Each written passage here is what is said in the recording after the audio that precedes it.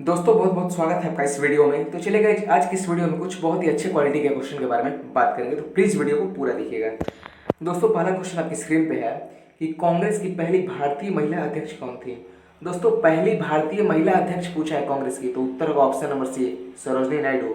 अगर मान लीजिए क्वेश्चन में भारतीय हटा दे, अब क्वेश्चन पूछिए कि कांग्रेस की पहली महिला अध्यक्ष कौन थी, तब उत्तर एनी बेसेंट हो जाएगा। याद रखिएगा, कांग्रेस के इतिहास में केवल 3 ही महिलाएं हैं जो अध्यक्ष बनी है। ये भी पूछता है कि अभी तक कितनी महिलाएं कांग्रेस की अध्यक्ष बन चुकी हैं, तो केवल 3।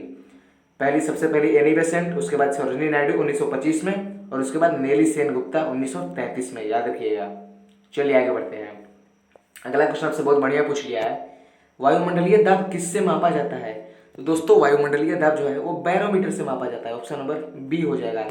और एक क्वेश्चन क्या पूछता है कि वायुमंडलीय दाब का मात्रक क्या होता है। तो दोस्तों याद रखिएगा, वायुमंडलीय दाब यानी एटमॉस्फेरिक प्रेशर का जो मात्रक होता है वो बार होता है।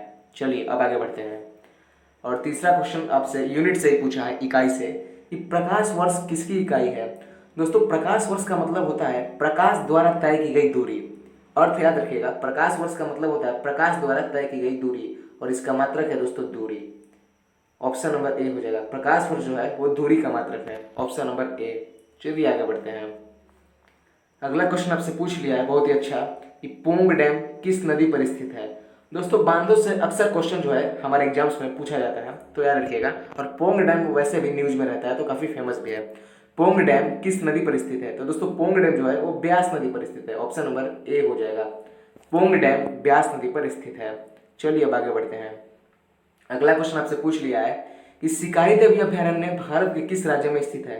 दोस्तों शिकारी देवी अभयारण्य भारत के Himachal Pradesh, option number D हो जाएगा, हिमाचल प्रदेश में स्थित है।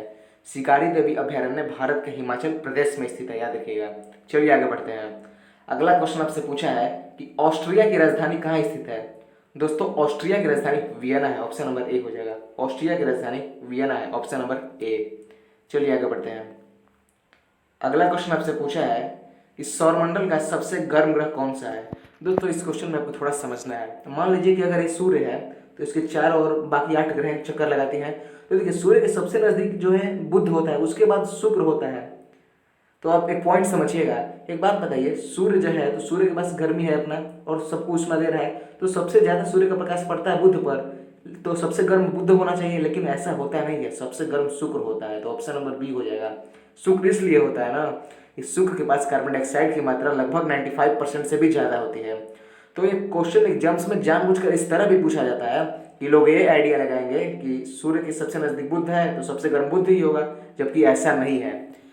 तो गाइज आप समझ गए होंगे इसका कॉन्सेप्ट क्या है, कि सबसे गर्म ग्रह की बात की जाए तो दोस्तों बुध नहीं है, याद रखिएगा, शुक्र है। ऑप्शन नंबर बी हो जाएगा। चलिए आगे बढ़ते हैं।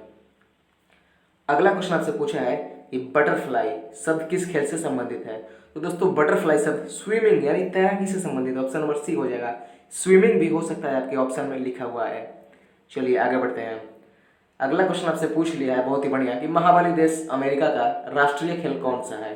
तो दोस्तों दुनिया का सबसे ताकतवर देश अमेरिका का राष्ट्रीय खेल बेसबॉल, ऑप्शन नंबर ए हो जाएगा, बेसबॉल है, याद रखिएगा। चलिए अब आगे बढ़ते हैं।